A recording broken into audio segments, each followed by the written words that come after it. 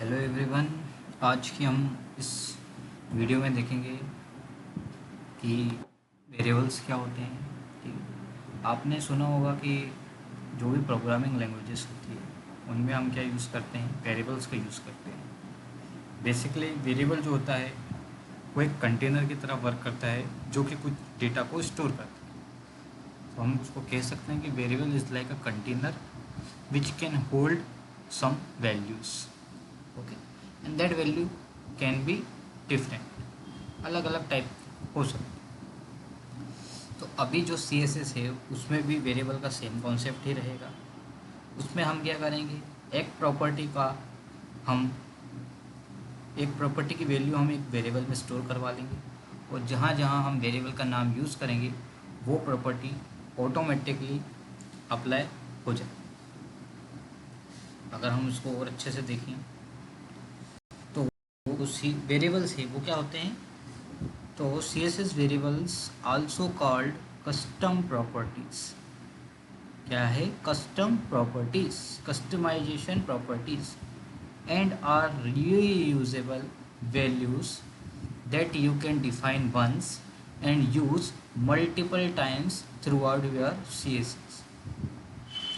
मतलब आप क्या कर सकते हो, एक बार इसको डिफाइन करो और मल्टीपल टाइम इसको आप यूज़ कर सकते हो। CSS variables are named values that store data such as color, fonts, spacing or sizes. They are declaring using slash slash and accessed using the variable function। अब देखो यहाँ भी एक कॉन्सेप्ट आ गया है कि यहाँ फंक्शन भी यूज़ हो रहे हैं और वेरिएबल्स भी यूज़ हो सकते हैं। मतलब ये इसमें ऐड ऑन होते जा रहा है। जो भी सी एस एस थ्री है उसमें जो भी प्रॉपर्टी ऐड ऑन हुई है वो यही हुई है। ठीक है, इससे नई नई चीज़ें ऐड ऑन होती रहती हैं। अब इसका एडवांटेजेस क्या है, तो जो भी कोड है उसको बार बार आप यूज़ कर सकते हो। मान लो आपके वेबसाइट में 100 हेडिंग डली है, उससे वो हेडिंग का कलर क्या है, ब्लू कलर का है। अब अगर आप वेरिएबल यूज़ नहीं करते और कस्टमर ने बोला कि मुझे ये ब्लू कलर नहीं चाहिए, मुझे रेड कलर चाहिए, तो आपको उस 100 टेक्स्ट पर अलग अलग जाके प्रॉपर्टी लिखना पड़ेगी। आपका टाइम भी जाएगा, है ना। तो उस चीज़ से बचने के लिए हम क्या करते हैं, हम इनके छोटे छोटे वेरिएबल्स बना लेते हैं। जहाँ हमको लगता है कि कॉमन प्रॉपर्टीज़ हर जगह यूज़ होगी तो उसके आप क्या बना लीजिए, वेरिएबल्स बना लीजिए। उससे होगा क्या, अगर आपके पेज में 100 बार क्या यूज़ हुए हैं, अलग अलग टाइप के मतलब अलग अलग टाइप की कलर्स यूज़ हुए, तो आपको एक एक के पास जाकर चेंजेस नहीं करना पड़ेगा। आप डायरेक्ट वेरिएबल जहाँ है उधर प्रॉपर्टी चेंज कर दो, वो ऑटोमेटिक सब में अप्लाई हो जाएगा। ठीक है, इसको और अच्छे से देखते हैं। अब इसका सिंटेक्स क्या है, इसका सिंटेक्स है सबसे पहले वेरिएबल को डिक्लेयर करना है। सबसे पहले हम लिखेंगे वेरिएबल का नाम। क्या लिखेंगे? वेरिएबल का नाम, है ना। वेरिएबल का नाम तो कुछ भी हो सकता है। उसके बाद उसको अगर यूज़ करना है तो आपको क्या यूज़ करना पड़ेगा, वेरिएबल फंक्शन, और उसके अंदर वेरिएबल का नाम पुट ऑन करना पड़ेगा, है ना। ये चीज़ें रहेंगी।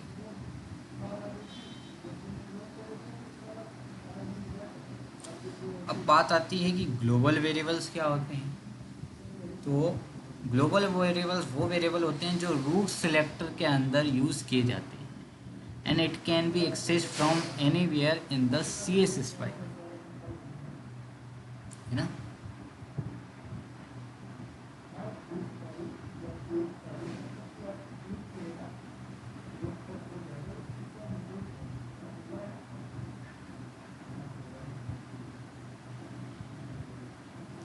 हम क्या करते हैं, हम यहाँ पे चलते हैं, OT18 नाम से एक बना लेते हैं।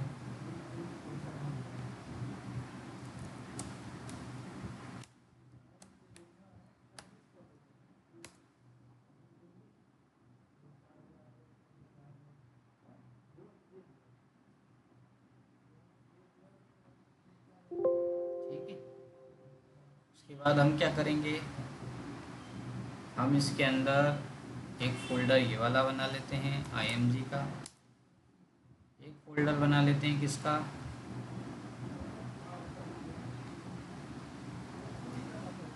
CSS का बना लेते हैं, ठीक है।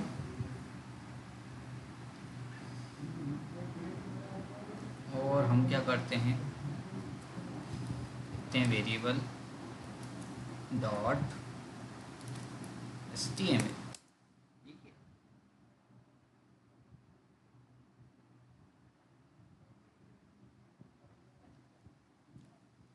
बेसिक कोड हम आ गए। अब हमको क्या लिखना है, वेरिएबल्स, ठीक है।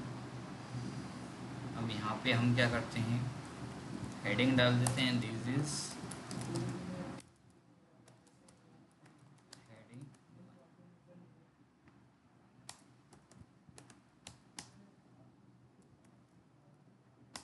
यहाँ रूट लिखते हैं,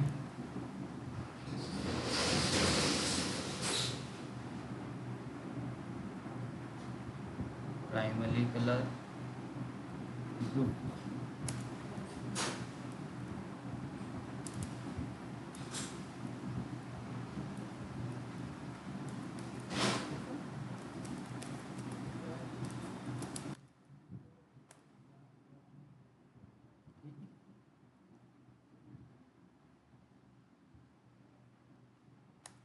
बाकी की भी हेडिंग ले लेते हैं यहाँ।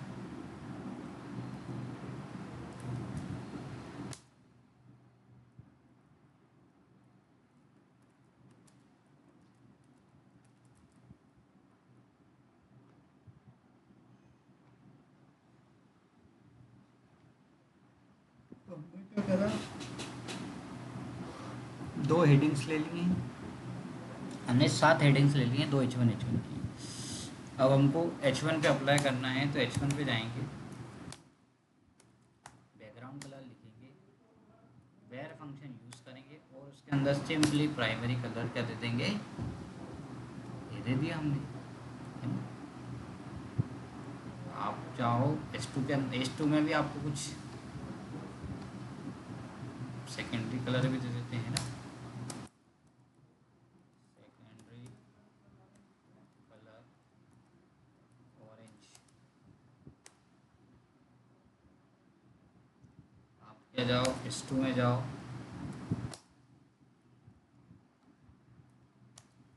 कलर लिखो यहाँ पे, वेयर फंक्शन लिखो, वेयर फंक्शन के अंदर आप सेकेंडरी कलर ये दे दो।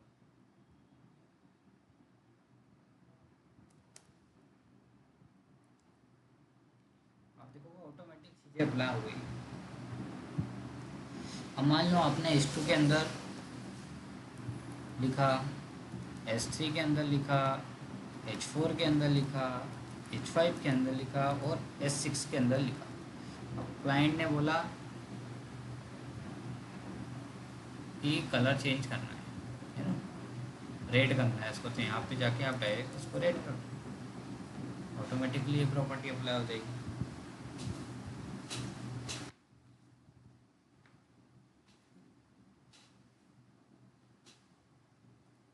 तो आप डायरेक्ट ऐसी चीज़ें भी कर सकते हैं, है ना।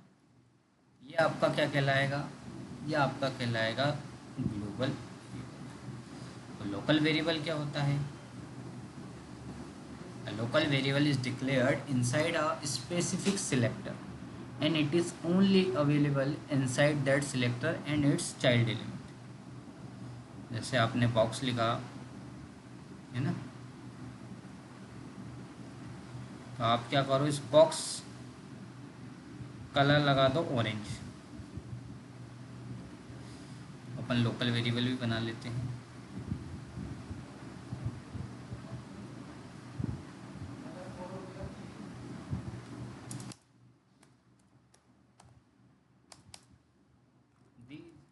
This is my box, ठीक है। अब क्या करना है,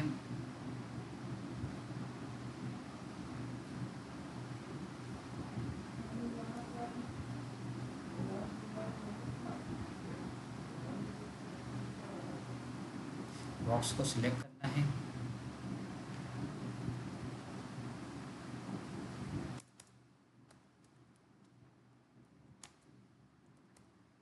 बॉक्स कलर रेड।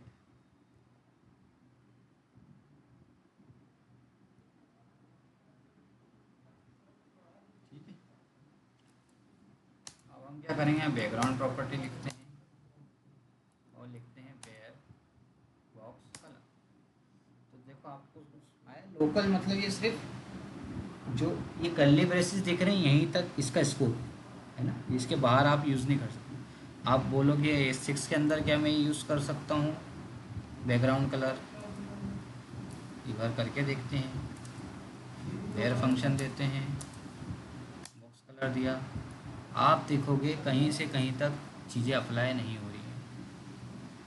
क्यों नहीं हो रही है? क्योंकि ये लोकल वेरिएबल है। लोकल और वेरिएबल और ग्लोबल वेरिएबल में यही डिफरेंस है कि ग्लोबल वेरिएबल आप एनीवेयर कहीं भी यूज़ कर सकते हैं, इनसाइड स्कोप, आउटसाइड स्कोप, है ना, इन कर्ली ब्रेसेस के अंदर भी यूज़ कर सकते हो, बाहर भी यूज़ कर सकते हो। लेकिन जो लोकल वेरिएबल है वो स्पेसिफिक किसी बॉक्स के लिए बना हुआ है, किसी एलिमेंट के लिए प्रॉपर्टी बनी हुई है, तो आप सिर्फ उसी के अंदर ये प्रॉपर्टी सारी यूज़ कर सकते हो। अगर आपने बाहर यूज़ करने की कोशिश भी करी तो वो अप्लीकेबल नहीं होगा। आई चीज़ें समझ में? आई होप आई हो, है ना। इसमें भी हाइट भी दे देते हैं, थोड़ा विड्थ दे देते हैं 200 पिक्सल और हाइट दे देते हैं 300 पिक्सल। ये पूरा बॉक्स बन के तैयार हो गया है ना। 200 पिक्सल रन देते हैं।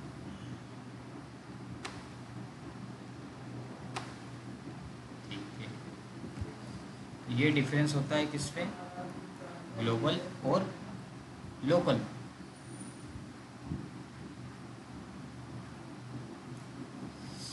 अब डिफरेंस क्या क्या होते हैं, तो जो ग्लोबल वेरिएबल है वो डिक्लेयर होता है कॉलन रूट में, है ना, रूट एलिमेंट में। Local variable inside a selector के अंदर डिक्लेयर होता है। ग्लोबल वेरिएबल को आप कहीं से भी एक्सेस कर सकते हैं, लेकिन लोकल वेरिएबल को सिर्फ आप स्पेसिफिक सिलेक्टर के अंदर से ही यूज़ कर सकते हो या उसी के लिए यूज़ कर सकते हो। ग्लोबल वेरिएबल आपकी थीम्स के लिए यूज़ होता है, जो बैकग्राउंड की थीम्स होती हैं, है ना, लाइट, ग्रे, डार्क। और लोकल वेरिएबल कुछ स्पेसिफिक कंपोनेंट की चीज़ों को करने के लिए यूज़ होती है कि नहीं।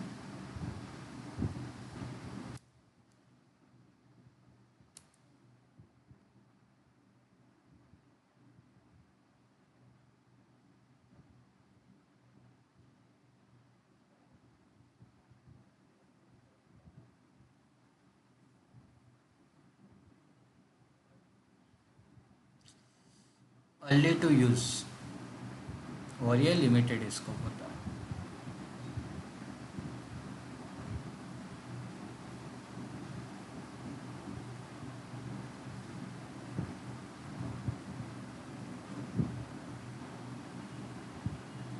अब variable with fall back value भी होती है। If a variable is not defined then CSS use the fall back value.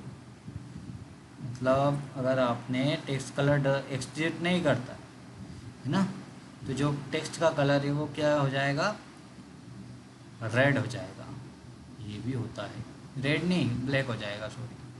जैसे हम क्या करते हैं, प्रॉपर्टी यहाँ से उठाई, इस बॉक्स के अंदर ही अप्लाई करते हैं, है ना, कलर पे अप्लाई करते हैं, कलर पे नहीं, H5 को टारगेट करते हैं।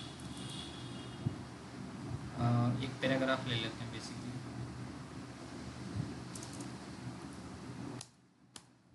This is paragraph.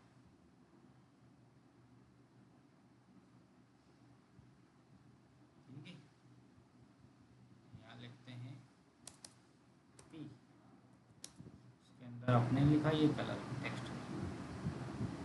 ये बाय डिफ़ॉल्ट क्या है इसका कलर, वैसे ब्लैक ही है ना, तो ये ब्लैक कलर ही आएगा।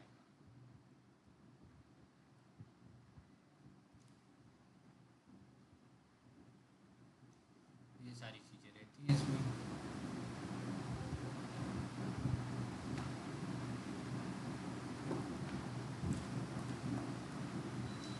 तो आप इन दोनों का यूज़ भी कर सकते हैं एक साथ, ठीक है।